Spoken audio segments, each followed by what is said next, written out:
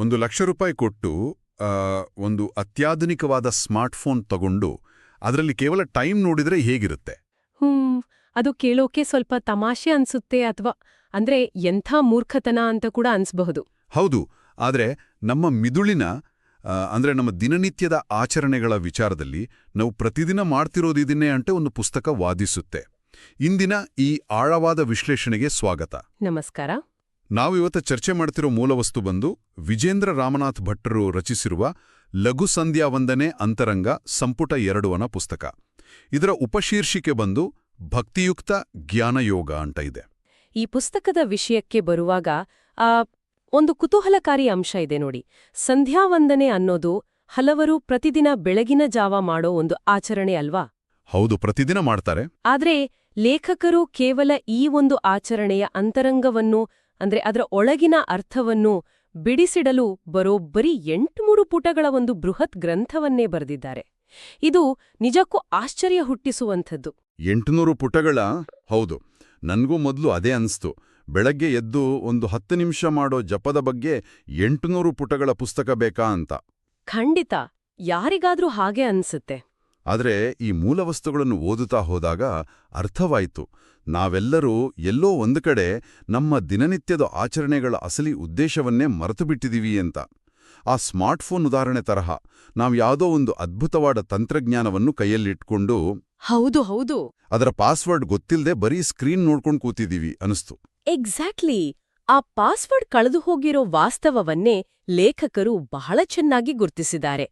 ಯಾವುದೇ ಒಂದು ಸಂಪ್ರದಾಯ ಅಥವಾ ಆಚರಣೆ ಕಾಲಕ್ರಮೇಣ ತನ್ನ ಮೂಲ ಅರ್ಥವನ್ನ ಕಳೆದುಕೊಂಡು ಹೇಗೆ ಕೇವಲ ಒಂದು ಯಾಂತ್ರಿಕ ಅಭ್ಯಾಸವಾಗಿ ಬದಲಾಗತ್ತೆ ಅನ್ನೋದನ್ನ ಅವರು ಮನೋವೈಜ್ಞಾನಿಕವಾಗಿ ವಿಶ್ಲೇಷಿಸಿದ್ದಾರೆ.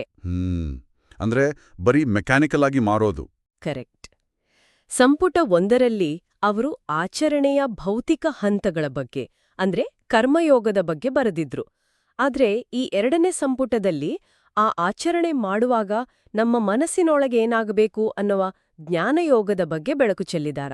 ಒಂದೇ ನಿಮಿಷ, ಈ ಕರ್ಮಯೋಗ ಮತ್ತು ಜ್ಞಾನಯೋಗ ಅಂದ್ರೆ, ಕರ್ಮ ಅಂದ್ರೆ ನಾವು ಭೌತಿಕವಾಗಿ ಮಾಡುವ ಕೆಲ್ಸ, ಮತ್ತೆ ಜ್ಞಾನ ಅಂದ್ರೆ ಅದರ ಹಿಂದಿರುವ ಅರಿವು, ಸರಿಯೇ? ಹೌದು, 100ಕ್ಕೆ 100 ಸರಿ. ಹಾಗಾದ್ರೆ ಆ ಅರಿವು ನಮಗೆ ಯಾಕೆ ಮರೆತೋತು?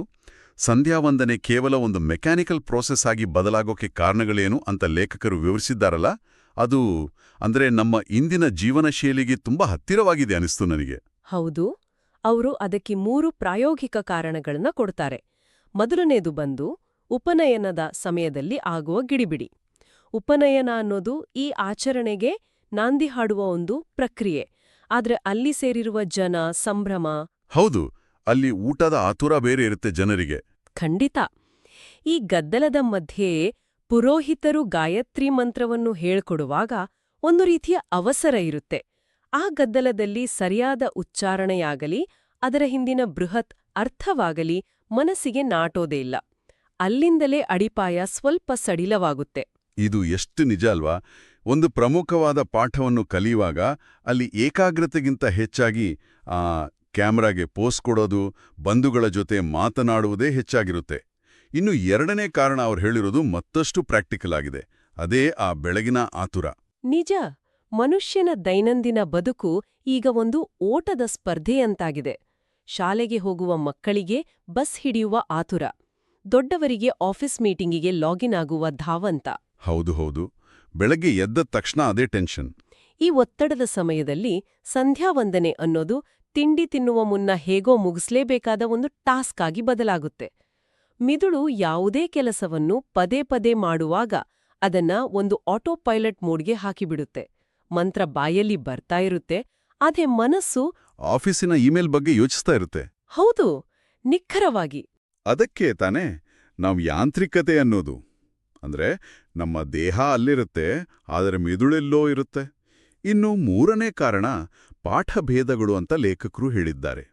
ಅಂದ್ರೆ ಒಂದೇ ಆಚರಣೆಯನ್ನ ಬೇರೆ ಬೇರೆ ಕಡೆ ಬೇರೆ ಬೇರೆ ರೀತಿಯಲ್ಲಿ ಮಾಡೋದಲ್ವಾ? ಕರೆಕ್ಟ್. ಇದು ಜನರಲ್ಲಿ ಯಾವುದು ಸರಿ ಯಾವುದು ತಪ್ಪು ಅನ್ನುವ ಗೊಂದಲ ಮೂಡಿಸ್ತೆ. ಕೊನೆಗೆ ಹೇಗೋ ಒಂದ್ ಮಾಡಿದ್ರೆ ಆಯ್ತು ಬಿಡು ಅನ್ನುವ ನಿರ್ಲಕ್ಷ್ಯಕ್ಕೆ ಕಾರಣವಾಗುತ್ತೆ. ಹೌದು. ಈ 3 ಕಾರಣಗಳನ್ನು ಒಟ್ಟಿಗೆ ಸೇರಿಸಿ ನೋಡಿದಾಗ ನಮಗೆ ಏಕೆ ಅನ್ನುವ ಪ್ರಶ್ನೆಗೆ ಉತ್ತರವೇ ಸಿಗೋದಿಲ್ಲ. ಯಾವುದೇ ಆಚರಣೆಯ ಹಿಂದಿರೋ ಆ ವೈ ಅಥವಾ ಅಸಲಿ ಉದ್ದೇಶ ಮರೆತು ಹೋದಾಗ ಆ ಆಚರಣೆ ಒಂದು ಹೊರೆಯಾಗಲು ಶುರುವಾಗುತ್ತೆ. ಮನುಷ್ಯನ ಮನಸ್ಸು ಅರ್ಥವಿಲ್ಲದ ಕೆಲಸವನ್ನು ಹೆಚ್ಚು ಕಾಲ ಆಸಕ್ತಿಯಿಂದ ಮಾಡೋದಿಲ್ಲ. ಆ ಆಸಕ್ತಿಯನ್ನ ಮತ್ತೆ ಹುಟ್ಟು ಹಾಕುವುದೇ ಈ ಗ್ರಂಥದ ಮುಖ್ಯ ಗುರಿ. ಇಲ್ಲಿ ನನ್ನ ಗಮನ ಸೆಳೆದ ಇನ್ನೊಂದು ಕುತೂಹಲಕಾರಿ ವಿಷಯ ಇದೆ. ಲೇಖಕರು ಇಷ್ಟೊಂದು ಆಳವಾದ ವಿಚಾರವನ್ನ 800 ಪುಟಗಳಲ್ಲಿ ಬರೆದ್ರೂ ಅವರಲ್ಲೊಂದು ಅಚ್ಚರಿಯ ವಿನಮ್ರತೆ ಇದೆ. ಓ, ಆ ಅಳಿಲಿನ ಉದಾಹರಣೆ ಅಲ್ವಾ? ಹೀಗೆ ವ್ಯಾಕರಣ ಗೊತ್ತಿಲ್ಲ, ಶಾಸ್ತ್ರದ ಪಾಂಡಿತ್ಯ ಇಲ್ಲ ಅಂತ ಓಪನ್ ಆಗಿ ಒಪ್ಕೊಳ್ತಾರೆ. ಅದು ನಿಜವಾದ ಜ್ಞಾನದ ಲಕ್ಷಣ. ಅವರು ತಮ್ಮ ಈ ಪ್ರಯತ್ನವನ್ನು ರಾಮಾಯಣದಲ್ಲಿ ಬರುವ ಒಂದು ಪುಟ್ಟ ಅಳಿಲಿನ ಸೇವೆಗೆ ಹೋಲಿಸಿಕೊಂಡಿದ್ದಾರೆ. ಸಮುದ್ರಕ್ಕೆ ಸೇತುವೆ ಕಟ್ಟುವಾಗ ಭಾರಿ ಗಾತ್ರದ ಕಪಿಗಳು ದೊಡ್ಡ ದೊಡ್ಡ ಬಂಡೆಗಳನ್ನ ತಂದು ಹಾಕ್ತಾ ಇದ್ವು. ಆದರೆ ಒಂದು ಸಣ್ಣ ಅಳಿಲು ತನ್ನ ಮೈ ಮೇಲೆ ಮರಳನ್ನು ಹುರುಳಿಸ್ಕೊಂಡು ಹೋಗಿ ಸೇತುವೆ ಮೇಲೆ ಉದುರಿಸ್ತಾ ಇತ್ತಂತೆ.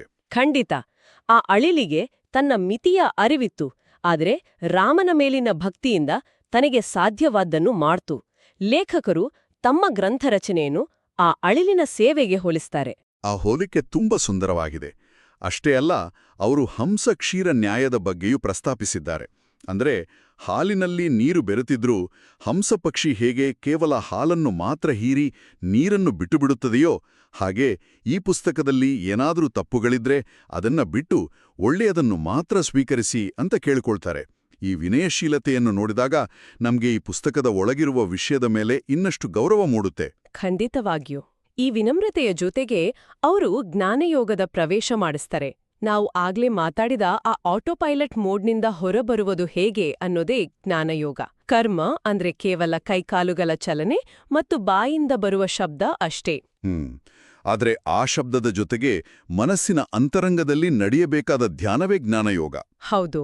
ಇದನ್ನ ಅರ್ಥ ಮಾಡ್ಕೊಳ್ಳೋಕೆ ನಾವೊಂದು ಹೊಸ ಉದಾಹರಣೆ ತಗೋಬೋದಾ? ಆಗ್ಲೇ ನೀವು ಹೇಳ್ದಾಗೆ ಪಾಸ್ವರ್ಡ್ ಗೊತ್ತಿಲ್ಲದ ಕಂಪ್ಯೂಟರ್ ತರ. ಅಂದ್ರೆ ನಾವು ಪ್ರತಿದಿನ ಜಪ ಮಾಡುವಾಗ ಕೇವಲ ಬಾಯಲ್ಲಿ ಮಂತ್ರ ಹೇಳ್ತೀವಿ, ಅದು ಕಂಪ್ಯೂಟರ್ ಕೀಬೋರ್ಡ್ ಮೇಲೆ ಪಾಸ್ವರ್ಡ್ ಟೈಪ್ ಮಾಡಿದ ಹಾಗೆ. ಆದ್ರೆ ಆ ಪಾಸ್ವರ್ಡ್ ಎಂಟರ್ ಆದ್ಮೇಲೆ ನಾವು ಎಂಟರ್ ಬಟನ್ ಒತ್ತಬೇಕು ತಾನೆ. ಓಹೋ, ಬಹಳ ಅದ್ಭುತವಾದ ಕಲ್ಪನೆ ಇದು. ಆ ಎಂಟರ್ ಬಟನ್ ಒತ್ತದೇ ಇದ್ರೆ ಸಿಸ್ಟಮ್ ಲಾಗಿನ್ ಆಗಲ್ಲ. ಇಲ್ಲಿ ಆ ಎಂಟರ್ ಬಟನ್ ಅಂದ್ರೆ ಮಂತ್ರದ ಅರ್ಥವನ್ನು ಧ್ಯಾನ ಮಾಡುವುದು, ಹೌದಲ್ವಾ? ಹೌದು. ಕೇವಲ ಶಬ್ದಗಳನ್ನು ಉಚ್ಚರಿಸುವುದು ಪಾಸ್ವರ್ಡ್ ಟೈಪ್ ಮಾಡಿದಂತೆ. ಆ ಶಬ್ದಗಳ ಹಿಂದಿರುವ ಚಿತ್ರಣವನ್ನು, ಭಾವನೆಯನ್ನು ಮನಸ್ಸಿನಲ್ಲಿ ತಂದುಕೊಳ್ಳುವುದು ಆ ಎಂಟರ್ ಬಟನ್ ಒತ್ತಿದಂತೆ. ಆಗ ಮಾತ್ರ ಆಚರಣೆ ಮತ್ತು ಅದರ ಫಲದ ನಡುವೆ ಒಂದು ಸಂಪರ್ಕ ಅಥವಾ ಲಾಗಿನ್ ಸಾಧ್ಯವಾಗುತ್ತೆ. ಹಾಗಾದ್ರೆ ಆ ಎಂಟರ್ ಬಟನ್ ಕೆಲಸ ಮಾಡೋಕೆ ನಾವು ಏನನ್ನ ಯೋಚಿಸಬೇಕು? ಇಲ್ಲಿ ಲೇಖಕರು ಗಾಯತ್ರಿ ಮಂತ್ರವನ್ನ ವಿವರಿಸುವಾಗ ನೇರವಾಗಿ ರಾಮಾವತಾರವನ್ನ ತರ್ತಾರೆ. ಗಾಯತ್ರಿ ಮಂತ್ರಕ್ಕೂ ದಶಾವತಾರಗಳಲ್ಲಿ 7ನೇ ಅವತಾರವಾದ ಶ್ರೀರಾಮನಿಗೂ ಏನ್ ಸಂಬಂಧ? ಇದು ಸ್ವಲ್ಪ ಕನ್ಫ್ಯೂಸಿಂಗ್ ಅನಿಸ್ತು ಮೊದಲು. ಇದನ್ನ ಅರ್ಥ ಮಾಡ್ಕೊಳ್ಳಲು ಸ್ವಲ್ಪ ತಾತ್ವಿಕ ಹಿನ್ನೆಲೆ ಬೇಕು. ದಶರಥನ ಮಗನಾಗಿ ಜನಿಸಿದ ರಾಮ ಕೇವಲ ಒಬ್ಬ ಸಾಮಾನ್ಯ ವ್ಯಕ್ತಿಯಲ್ಲ. ಆತ ಭಗವಂತನ ಪೂರ್ಣಾವತಾರ ಎಂಬುದು ಮೂಲಗಳ ವಿವರಣೆ. ಜೊತೆಗೆ ಆತನ ಸಹೋದರರಾದ ಲಕ್ಷ್ಮಣನನ್ನು ಸಂಕರ್ಷಣನ ಅಂಶವೆಂದು, ಭರತನನ್ನು ಪ್ರದ್ಯುಮ್ನನ ಅಂಶವೆಂದು, ಶತ್ರುಘ್ನನನ್ನು ಅನಿರುದ್ಧನ ಅಂಶವೆಂದು ಗ್ರಂಥದಲ್ಲಿ ವಿವರಿಸಲಾಗಿದೆ. ಅಂದ್ರೆ ಆ ಇಡೀ ಕುಟುಂಬವೇ ದೈವಿಕ ಶಕ್ತಿಯ ಬೇರೆ ಬೇರೆ ಮುಖಗಳಾಗಿದ್ವು. ಆತ 11 ಅಥವಾ 13,000 ವರ್ಷಗಳ ಕಾಲ ಸುದೀರ್ಘ ರಾಜ್ಯಭಾರ ಮಾಡಿದನೆಂಬ ಐತಿಹ್ಯವಿದೆ. ಲೇಖಕರು ಗಾಯತ್ರಿ ಮಂತ್ರದ ಪ್ರತಿಯೊಂದು ಪದವನ್ನು ಈ ರಾಮನ ಗುಣಗಳಿಗೆ ಕನೆಕ್ಟ್ ಮಾಡ್ತಾರೆ.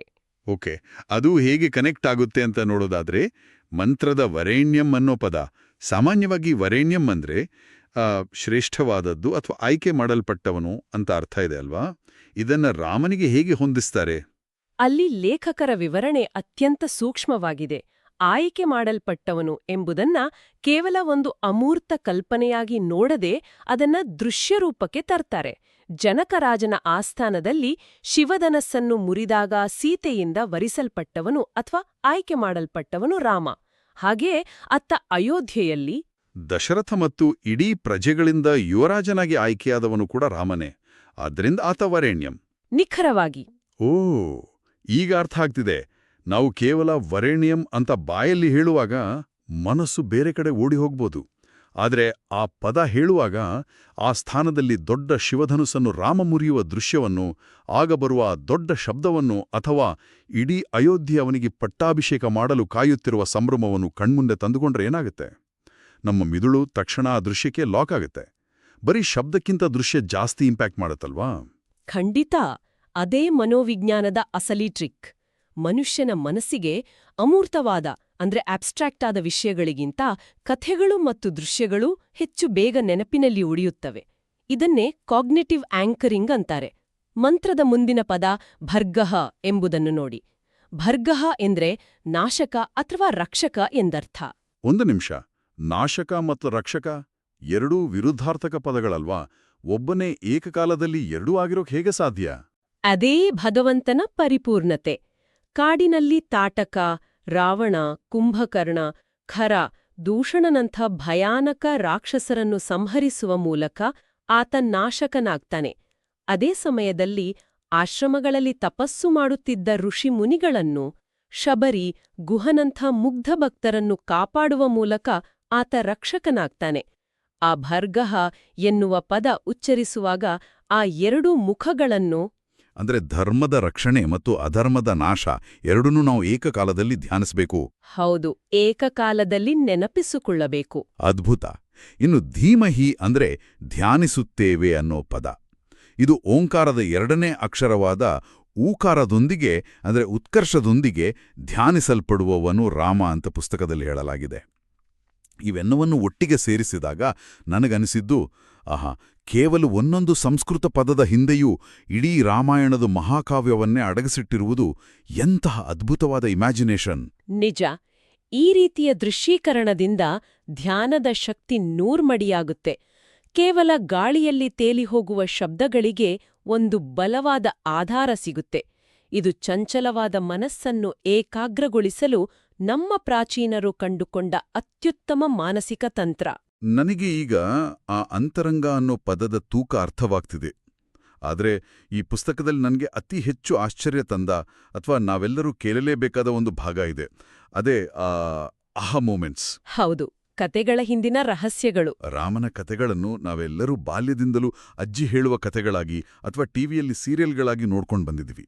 ಆದರೆ ಆ ಪ್ರತಿಯೊಂದು ಘಟನೆಯ ಹಿಂದೆಯೂ ಒಂದು ದೊಡ್ಡ ತಾತ್ವಿಕ ರಹಸ್ಯ ಇದೆ ಅನ್ನೋದು ನಿಜಕ್ಕೂ ಮೈಜುಮ್ಮೆನ್ನಿಸುತ್ತೆ. ಖಂಡಿತ. ಗಾಯತ್ರಿ ಮಂತ್ರದ ಕೊನೆಯಲ್ಲಿ ಬರುವ ಪ್ರಚೋದಯಾತ್ ಎಂಬ ಪದಕ್ಕೆ ಲೇಖಕರು ನೀಡುವ ವಿವರಣೆ ಬಹಳ ವಿಶೇಷವಾಗಿದೆ. ಪ್ರಚೋದಯಾತ್ ಎಂದರೆ ನಮ್ಮ ಬುದ್ಧಿಯನ್ನು ಪ್ರೇರೇಪಿಸಲಿ ಅಥವಾ ಎಚ್ಚರಿಸಲಿ ಎಂದು ಪ್ರಾರ್ಥಿಸುವುದು. ರಾಮಾಯಣದ ಕಥೆಗಳು ಕೇವಲ ಇತಿಹಾಸವಲ್ಲ, ಅವು ನಮ್ಮ ಬುದ್ಧಿಯನ್ನು ಪ್ರಚೋದಿಸಲು ಭಗವಂತನೇ ಆಡಿದ ನಾಟಕಗಳು ಅಂತ ಅರ್ತಾರೆ ಲೇಖಕರು. ಭಗವಂತನೇ ಆಡಿದ ನಾಟಕನ ಅಂದ್ರೆ ಭಗವಂತನಿಗೆ ಕಷ್ಟಗಳು ಬರಬಾರ್ದಿತ್ತಲ್ವಾ? ಆತ ಯಾಕೆ ಮನುಷ್ಯನ ಥರ ಕಷ್ಟಪಡಬೇಕು ಅನ್ನೋದು ನನ್ನ ದೊಡ್ಡ ಪ್ರಶ್ನೆಯಾಗಿತ್ತು. ಉದಾಹರಣೆಗೆ, ಸೀತೆಯನ್ನು ರಾವಣ ಅಪಹರಿಸಿದಾಗ ರಾಮ ಕಾಡಿನಲ್ಲಿ ಮರ, ಗಿಡ, ಪ್ರಾಣಿ, ಪಕ್ಷಿಗಳನ್ನ ನನ್ನ ಸೀತೆಯನ್ನು ನೋಡಿದ್ರಾ ಅಂತ ಕೇಳುತ್ತಾ ಅಳುತ್ತಾನಲ್ಲ, ಅದೆಲ್ಲ ಕೇವಲ ಆಕ್ಟಿಂಗ್ ಆಗಿತ್ತಾ? ಮೇಲ್ನೋಟಕ್ಕೆ ಅದು ಕೇವಲ ಒಬ್ಬ ಪತಿಯ ಶೋಕದಂತೆ ಕಾಣುತ್ತೆ. ಆದ್ರೆ ಲೇಖಕರು ವಿಶ್ಲೇಷಿಸುವಂತೆ ಆತ ನಿಜವಾಗಿಯೂ ಅಸಹಾಯಕತೆಯಿಂದ ಅಳ್ತಾ ಇರಲಿಲ್ಲ. ಅದೊಂದು ದೈವಿಕ ಲೀಲೆ. ಮನುಷ್ಯನಿಗೆ ಆ ಸಂಸಾರದ ಮೇಲಿನ ವ್ಯಾಮೋಹ ಎಷ್ಟು ದುಃಖವನ್ನು ತರುತ್ತೆ ಅಂತ ಪಾಠ ಕಲಿಸಲು ಆತ ಆಡಿದ ನಾಟಕವದು. ಓಹೋ. ನಾವೆಲ್ಲರೂ ಪ್ರಾಪಂಚಿಕ ವಸ್ತುಗಳ ಮೇಲೆ, ಸಂಬಂಧಗಳ ಮೇಲೆ ವಿಪರೀತ ವ್ಯಾಮೋಹ ಇಟ್ಕೊಳ್ತೇವೆ. ಅದು ಕಳೆದು ಹೋದಾಗ ಹೇಗೆ ಪರದಾಡ್ತೇವೆ ಎಂಬುದನ್ನು ಇಡೀ ಜಗತ್ತಿಗೆ ಕನ್ನಡಿ ಹಿಡಿದು ತೋರಿಸಲು ಸ್ವತಃ ಭಗವಂತನೇ ಆ ಪಾತ್ರವನ್ನು ನಿರ್ವಹಿಸಿದ. ಅದು ನಮ್ಮ ಅರಿವನ್ನು ಪ್ರೋತ್ಸಾಹಿಸಲು ಮಾಡಿದ ಕಾರ್ಯ. ವಾವ್! ಅಂದ್ರೆ ನಾವಿದುವರೆಗೂ ಅದನ್ನ ಬರೀ ಕಥೆ ಅಂತ ಅನ್ಕೊಂಡಿದ್ವಿ, ಆದರೆ ಅದರ ಹಿಂದೆ ಇಷ್ಟೊಂದು ದೊಡ್ಡ ಫಿಲಾಸಫಿ ಇದೆ. ಇನ್ನು ಸುಗ್ರೀವನ ಕಥೆ ಕೂಡ ಅಷ್ಟೇ ಕುತೂಹಲಕಾರಿಯಾಗಿದೆ. ಸುಗ್ರೀವನಿಗೆ ಸಹಾಯ ಮಾಡಲು ಹೋದಾಗ ರಾಮನು ದುಂದೂಭಿ ಎಂಬ ರಾಕ್ಷಸನ ಬೃಹತ್ ಅಸ್ಥಿಪಂಜರವನ್ನು ಕೇವಲ ಕಾಲ್ಬೆರಳಿಂದ 100 ಯೋಜನೆಗಳಷ್ಟು ದೂರ ಎಸೆಯುತ್ತಾನೆ ಮತ್ತು ಒಂದೇ ಬಾಣದಿಂದ 7 ಬೃಹತ್ ಮರಗಳನ್ನು ಸೀಳುತ್ತಾನೆ. ನಾನನ್ಕೊಂಡಿದ್ದೆ ಇದು ಹಾಲಿವುಡ್ ಸಿನಿಮಾಗಳಲ್ಲಿ ಹೀರೋಗಳು ತಮ್ಮ ಶಕ್ತಿ ಪ್ರದರ್ಶನ ಮಾಡ್ತಾರಲ್ಲ, ಆ ಥರದ ಒಂದು ಪವರ್ ಶೋ ಇರಬೇಕು ಅಂತ. ಇಲ್ಲ. ಅದು ಖಂಡಿತವಾಗಿಯೂ ಕೇವಲ ಬಲ ಪ್ರದರ್ಶನವಾಗಿರಲಿಲ್ಲ. ಅಲ್ಲಿಯೂ ಆ ಪ್ರಚೋದಯಾತ್ ಎನ್ನುವ ಉದ್ದೇಶ ಅಡಗಿದೆ. ವಾಲಿ ವಧೆಯ ಮೊದಲು ಸುಗ್ರೀವನಿಗೆ ರಾಮನ ಸಾಮರ್ಥ್ಯದ ಮೇಲೆ ಅನುಮಾನ ಇರುತ್ತೆ. ವಾಲಿ ತುಂಬಾ ಬಲಶಾಲಿ, ಈ ಮನುಷ್ಯ ಅವನನ್ನು ಸೋಲಿಸಲು ಸಾಧ್ಯವೇ ಎನ್ನುವ ಭಯ ಸುಗ್ರೀವನಲ್ಲಿ ಇರುತ್ತೆ.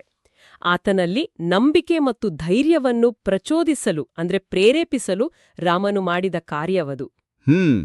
ಭಕ್ತನ ಮನಸ್ಸಿನಲ್ಲಿದ್ದ ಅಂಜಿಕೆಯನ್ನು ಹೋಗಲಾಡಿಸಲು ನೀಡಿದ ಒಂದು ಸಣ್ಣ ಡೆಮೋ ಅದು ಎನ್ನಬಹುದು. ಹೌದು, ಸರಿಯಾಗಿ ಹೇಳಿದ್ರಿ. ಆಹಾ, ಈಗ ಕನೆಕ್ಷನ್ ಸಿಗ್ತಾ ಇದೆ.